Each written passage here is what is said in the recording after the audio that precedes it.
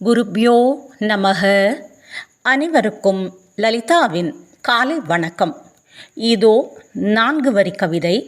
சனத்குமாரர் சிவனுக்கு கொடுத்த வரம் என்பதால் உண்டானது முருக அவதாரம் என்ற தகவலின் மூலாதாரம் பெரியவா சொன்ன கதையின் சாரம். இன்று தைப்பூசமாக இருப்பதால் முருகனை பற்றிய கதையை பெரியவா சொல்ல கேட்போம். சம்பந்தமூர்த்தி சுவாமிகளை பற்றி ஏதோ கொஞ்சம் உங்கள் எல்லோருக்கும் தெரிந்திருக்கும். குமாரில பட்டர் பேரை சிலராவது கேட்டிருப்பீர்கள். இப்போது யாருக்குமே தெரியாத இன்னொரு சுப்பிரமணிய அவதாரத்தை பற்றி சொல்லப் போகிறேன். ரொம்ப சமீப காலம் வரையில் எனக்கே இது தெரியாது. சரியாக சொன்னால் இது சுப்பிரமணிய அவதாரம் இல்லை. சுப்பிரமணியராக வருவதற்கு முன்னால் அவர் யாராக இருந்தார் என்று இந்த கதை சொல்கிறது. பிரம்மாவின் மனசிலிருந்து உதித்தவர் சனத்குமாரர். அவர் பிரம்மஞானி, சுகாச்சாரியார் மாதிரி உள்ளும் புறமும் எல்லாம் ஒன்று என்று சதா காலமும் உணர்ந்திருந்தவர். இப்படிப்பட்டவருக்கு விசித்திரமாக ஒரு நாள் சொப்பனம் வந்தது. சொப்பனத்தில் தேவர்களும் அசுரர்களுக்கும் சண்டை நடந்தது. அதில் சனத்குமாரர் தேவ சேனாதிபதியாக யுத்தம் செய்து அசுரர்களை எல்லாம் சம்ஹரிக்கிறார். விழித்தெழுந்ததும் அவருக்கு ஆச்சரியமாக இருந்தது. தகப்பனாரான பிரம்மாவிடம் போய் சொப்பனத்தை சொல்லி அதற்கென்ன அர்த்தம் என்று கேட்டார். குழந்தை, நீ பூர்வ ஜென்மத்தில் வேத அத்தியனம் செய்தாய். அதில் தேவாசுர யுத்தம் என்று வருவது உன் மனசில் ஆழ பதிந்துவிட்டது. வேத யக்னங்களால் ஆராதிக்கப்பட்டு அனுகிரகம் செய்கிறவர்கள் தேவர்கள். இவற்றை அழிக்க நினைக்கிறவர்கள் அசுரர்கள். உனக்கு வேதத்தில் இருந்த ஆழ்ந்த பிடிமானத்தால் அசுரர்களை எல்லாம் நாமே சம்ஹாரம் செய்துவிட மாட்டோமா என்று பூர்வ ஜென்மத்தில் ஆத்திரப்பட்டாய். அந்த நினைப்புதான் இந்த ஜென்மாவிலும் தொடர்ந்து வந்து சொப்பனமாக வெளியாகியிருக்கிறது என்றார் பிரம்மா. சனத்குமாரரிடம் மேலும் பிரம்மா, உனக்கு எந்த எண்ணம் உண்டானாலும் அது வாஸ்தவத்திலேயே நடந்துவிடும். அதனால் நீ யதார்த்தமாகவே ஒரு நாள் தேவ சேனாதிபதியாக அசுர சம்ஹாரம் செய்யத்தான் போகிறாய். இந்த ஜென்மாவில் நீ தேவராவது அசுரராவது எல்லாம் ஒரே பிரம்மம் என்று இருப்பதால் இன்னொரு ஜென்மா எடுத்து இதை செய்ய போகிறாய் என்றார். வாக்கு, மனம், சரீரம் மூன்றும் ஒருத்தருக்கு சத்தியத்திலேயே பிரதிஷ்டையாகிவிட்டால் அப்படிப்பட்டவர் உத்தேசிக்காமலே அவருக்கு ஒரு பெரிய சக்தி வந்துவிடும். பரம சத்தியத்திலே ஸ்திரமாக நின்ற சனத்குமாரர் எதை நினைத்தாலும் சொப்பனத்தில் நினைத்தால் கூட அதுவே சத்தியமாகிவிடும். இந்த சமாச்சாரம் தெரிந்து கொண்ட பின் சனத்குமாரர் ஆத்மா ராமராக பரபிரம்மத்தை தன்னில் தானாக அனுபவித்து கொண்டு பழையபடியே உட்கார்ந்து விட்டார். லோகமெல்லாமே அவருக்கு சொப்பனமாகிவிட்டதால் தம் சொப்பனத்தை பற்றி நினைக்கவே இல்லை. ஆனால் இவர் சொப்பனத்தில் நினைத்த நினைப்பு அசத்தியமாக போய்விடக்கூடாதே என்று பரமேஸ்வரனுக்கு விசாரம் வந்துவிட்டது. அதனால் இவர் தரிசனத்துக்காக தபஸ் பண்ணாத போதே அவராக பார்வதி சமேதராக இவருடைய ஆசிரமத்துக்கு வந்துவிட்டார். சனத்குமாரருக்கோ மரம் மட்டையிலிருந்து சகலமும் ஒரே பிரம்மமாகத்தான் தெரிந்தது. பிரம்மத்தில் உசந்த பிரம்மம், தாழ்ந்த பிரம்மம் என்று உண்டா என்ன? எல்லாம் பிரம்மம் என்ற மாதிரியே பரமேஸ்வரனும் பிரம்மமாகத்தான் தெரிந்தார். அவரை உபசரிக்க வேண்டும், பூஜை பண்ண வேண்டும் என்ற எண்ணமே சனத்குமாரருக்கு கொஞ்சம் கூட உண்டாகவில்லை. அவர் தம் பாட்டுக்கு உட்கார்ந்தபடியே இருந்தார். பார்வதி பரமேஸ்வரால் ரொம்ப நேரம் நின்று பார்த்தார்கள். ஒரு பலனும் இல்லை. இப்படி மகா ஞானியாக ஒரு பிள்ளை இருப்பதை பார்த்து அவர்களுக்கு பரம பிரீத்திதான். இருந்தாலும் ஈஸ்வரன் கோபத்துடன், ஞானி என்ற அகங்காரம் தானே உனக்கு? நாங்கள் லோகத்தின் மாதா பிதாக்கள் வந்திருக்கும் போது அவமதித்து விட்டாயே, நாம் சாபம் கொடுத்தால் என்ன செய்வாய் என்று கேட்டார். சனத்குமாரர் பயந்து விடவில்லை. அலட்சியமாக, நீர் சாக்ஷாத் மகா கோபிஷ்டரான ருத்ரராக இருந்து சாபம்தான் கொடும், அது ஆத்மாவை பாதிக்காது என்று சொல்லிவிட்டு நிச்சிந்தையாக இருந்தார். அடடா, எப்பேற்பட்ட உண்மையான ஆத்ம ஞானி என்று ஈஸ்வரனுக்கு ரொம்ப சந்தோஷமாகிவிட்டது. இன்னும் கொஞ்சம் பரீட்சை பார்த்து பூராவும் ஞானிதானா என்று தெரிந்து கொள்வோம் என்று நினைத்து, அப்பா, உன்னுடைய ஞானத்தை நான் ரொம்பவே மெச்சுகிறேன், என்ன வேண்டுமானாலும் வரம் கேள், தருகிறேன் என்றார். சனத்குமாரர் சிரித்தார். வரத்தை நீரே வைத்து கொள்ளும்.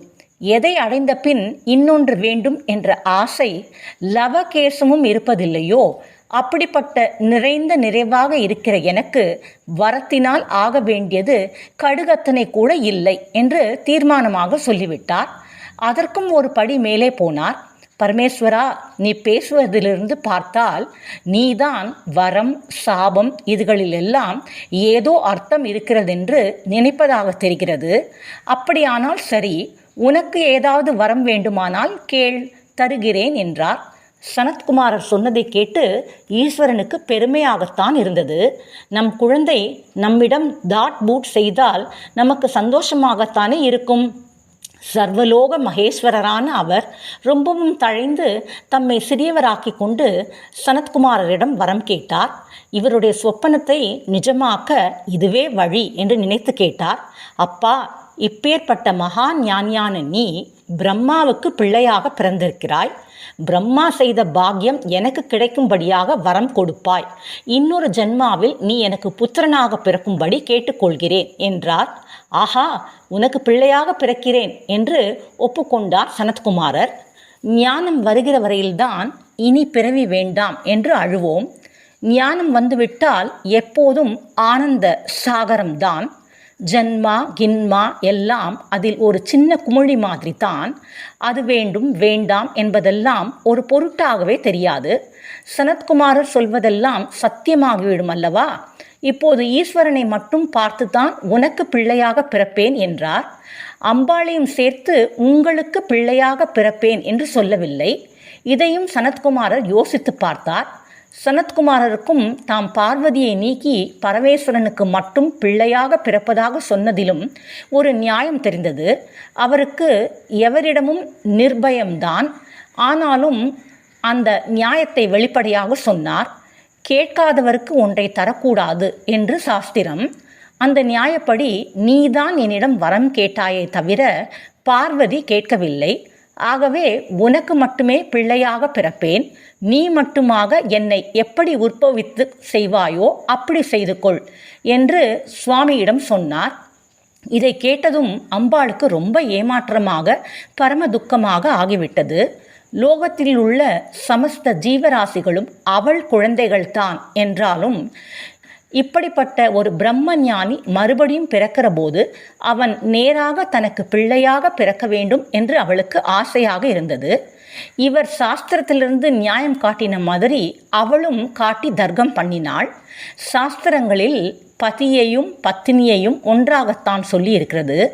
பதி பிரார்த்திப்பதெல்லாம் பத்தினியையும் உத்தேசித்துத்தான். அதனால் நான் தனியாக வரம் கேட்க வேண்டும் என்றில்லை. அவர் கேட்டதாலே நீ எனக்கு புத்திரனாக வரத்தான் வேண்டும் என்று சொன்னாள். சனத்குமாரர் யோசித்தார். அம்மா, நீ சொல்வது நியாயம்தான்.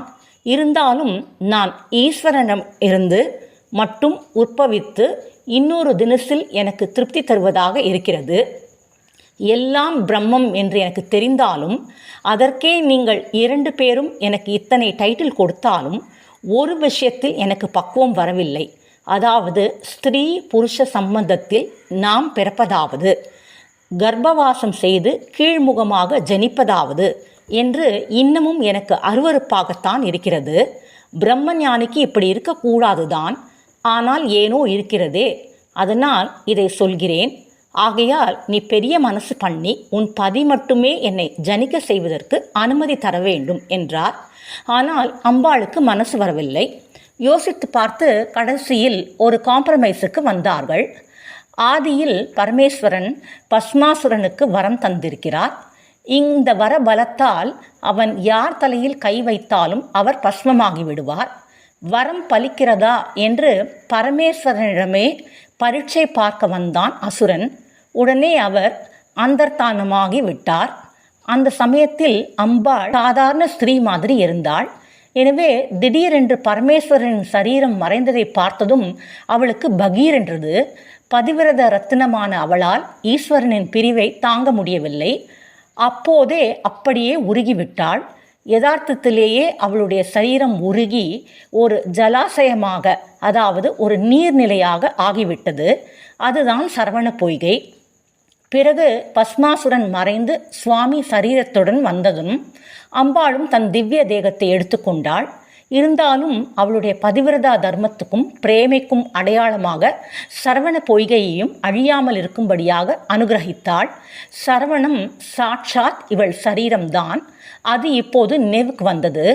அதனால் சனத்குமாரர் அடுத்த ஜென்மாவில் பரமேஸ்வர தேஜஸாக ஜனித்து விடுவதென்றும் பிறகு அதை அம்பாள் சரவணம் என்ற தன் சரீரத்தில் தாங்கி சுப்பிரமணிய ஸ்வரூபமாக்கி தருவதென்றும் முடிவு செய்து கொண்டார்கள். இதன்படி பிற்பாடு ஈஸ்வரன் தன் நெற்றிக் கண்களிலிருந்து பொறிகளை வெளியிட்டார். சனத்குமாரர் தான் இப்படி ஆவிர் பவித்தவர். அந்த தேஜஸின் உக்கிரகத்தை எவராலும் தாங்க முடியவில்லை.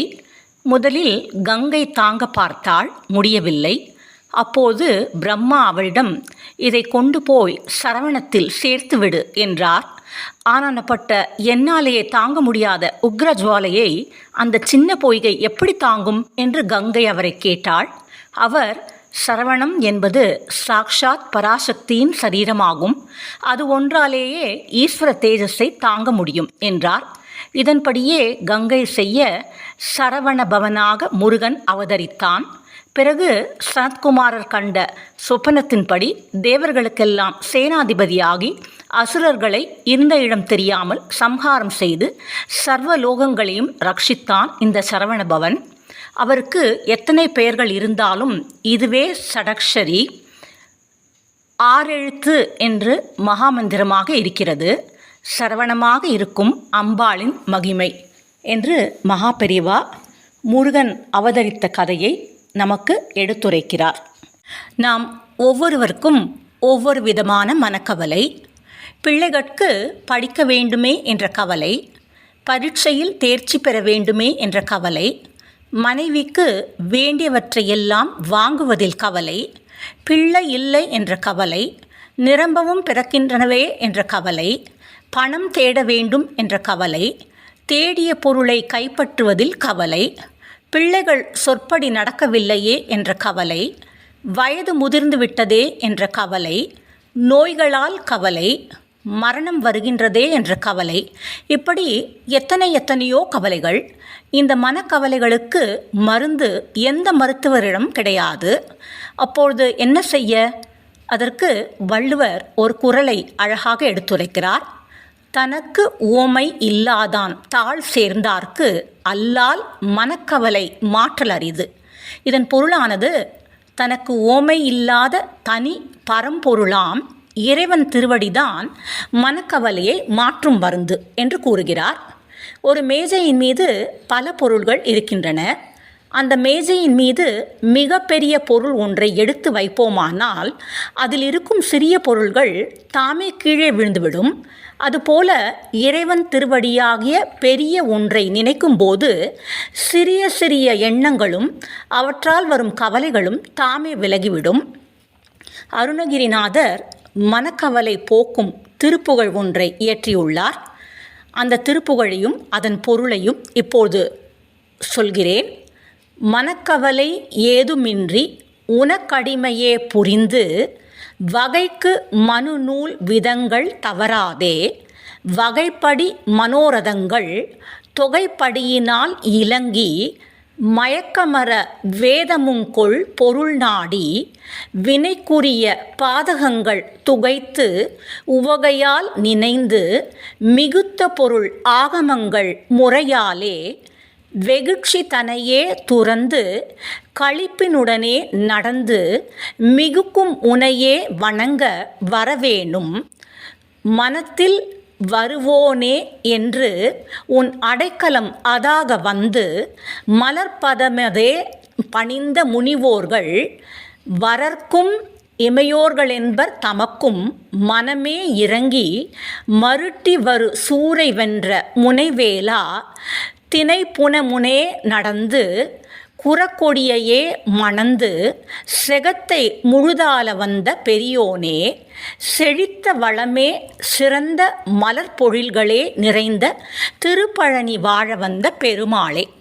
இதன் பொருள், சிறிதும் மனதில் சஞ்சலம் இல்லாமல் உனக்கு தொண்டு செய்யும் பணியையே பூண்டு வகையாக அமைந்துள்ள நீதி நூல் முறைகளிலிருந்து தவறாமல் நல்ல முறையில் மன விருப்பங்கள் எண்ணிய விதத்திலே அமைந்து சந்தேகம் அற்று போகும்படி வேதத்தின் மெய்ப்பொருளை ஆராய்ந்து உணர்ந்து வினையை கொடுக்கும் பாவச் செயல்களை அறவே அகற்றி ஆனந்தத்துடன் உன்னை தியானித்து மேலான பொருளை கொண்ட ஆகமங்களில் விதிக்கப்பட்ட முறையின்படி கோபம் என்பதையே முற்றிலும் விலக்கி மகிழ்ச்சியுடன் கடமைகளை செய்து நடந்து யாவர்க்கும் மேம்பட்டு விளங்கும் உன்னையே வணங்குதற்கு நீ வரவேண்டும். தியானித்தால் மனதில் வருபவனே என்று நினைத்து உன் அடைக்கல பொருளாக வந்து சேர்ந்து உன் மலர் திருவடியே பணிந்த முனிவர்களுக்கும் பிற வரசிரேஷ்டர்களுக்கும் தேவர்களுக்கும் மனம் இறக்கப்பட்டு பயமுறுத்தி வந்த சூரரை வென்ற கூரிய வேலனே, திணைப்புணத்துக்கு முன்னொரு நாள் நடந்து சென்று குறவர் கொடி வள்ளியை மனம் செய்து இந்த உலகம் முழுவதையும் ஆட்கொண்ட பெரியோனே, செழிப்புற்ற வளம் பொலிந்த மலர்ச்சோலைகள் நிறைந்துள்ள திருப்பழனியில் வீட்டிற்கு வந்த பெருமாளே என்று அழகாக நம் மனக்கவலையை போக்கக்கூடிய இந்த திருப்புகழை அருணகிரிநாதர் அளித்துள்ளார். எனவே நம் மனதில் இருக்கிற கவலைகளை எல்லாம் அகற்றி அந்த முருகனை நித்தமும் தியானித்தால் நம் மனம் சஞ்சலமற்று இருக்கும் என்பதை உணர்ந்து வேலுண்டு வினை தீர்க்க மயிலுண்டு எமைக்காக்க என்ற நம்பிக்கையுடன் அந்த முருகன் பாதம் பணிந்து இந்த நாள் உங்கள் எல்லோருக்கும் மிகவும் நல்ல நாளாக அமைய வேண்டும் என்று முருகனை பிரார்த்தித்து அவரது தந்தையான சிவஸ்வரூபமான மகா பெரிவாளை வணங்கி அவர் பாதம் பணிந்து ஜெய ஜெய சங்கர ஹரஹர சங்கர ஜெய ஜெய சங்கர ஹரஹர சங்கர ஜெய ஜெய சங்கர ஹரஹர சங்கர என்று கூறி என் உரையை முடித்து கொள்கிறேன்.